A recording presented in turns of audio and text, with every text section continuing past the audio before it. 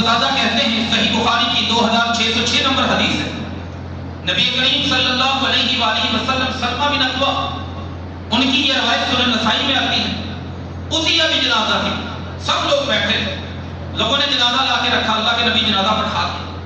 آپ نے فرمایا پہلے اس کا بتاؤ مجھے حساب کتاب کیا ہے؟ فہل ترک شیئا، کوئی پیسہ اس نے پیچھے چھوڑا ہے وراثت میں تقسیم ہونے کے لیے؟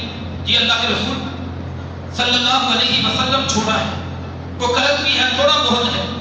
اب گئے، آپ نے نماز جنازہ پڑھا دی۔ سلمہ بن اکوع کہتے ہیں رضی اللہ تعالی عنہ، ثم اتي بجنازۃ ثانیہ، دوسرا جنازہ آ گیا، پھر آپ نے پوچھا فہل ترک شیئا، کوئی وراثت چھوڑی ہے؟ نہیں اللہ کے رسول۔ قالوا لا، فہل ترک دینا لہ، قرض کوئی؟ ثلاثۃ دنانیر، 3 دینار۔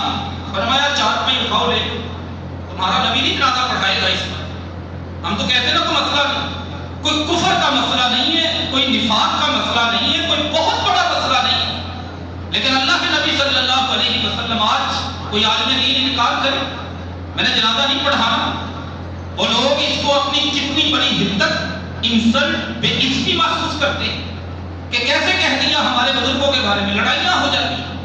لیکن یہ اللہ کے رسول صلی اللہ علیہ وآلہ وسلم، ابو قتادہ کہتے ہیں میں بھی جنازہ پڑھنے کے لیے گیا، میں نے کہا اللہ کے رسول ایسا نہ کریں، آپ اس کا نماز جنازہ پڑھائیں، اس کا قرض میں ادا کر دوں گا۔ اپنے نماز جنازہ پڑھایا، اگلے دن ابو قتادہ کے دروازے پہ چلے گئے، کہا کہ جو بندہ ماتا بالامس کل فوت ہوا تھا، آپ نے کہا تھا مجھے بتاؤ کہ پیسے اس کے دے کے آئے کہ نہیں؟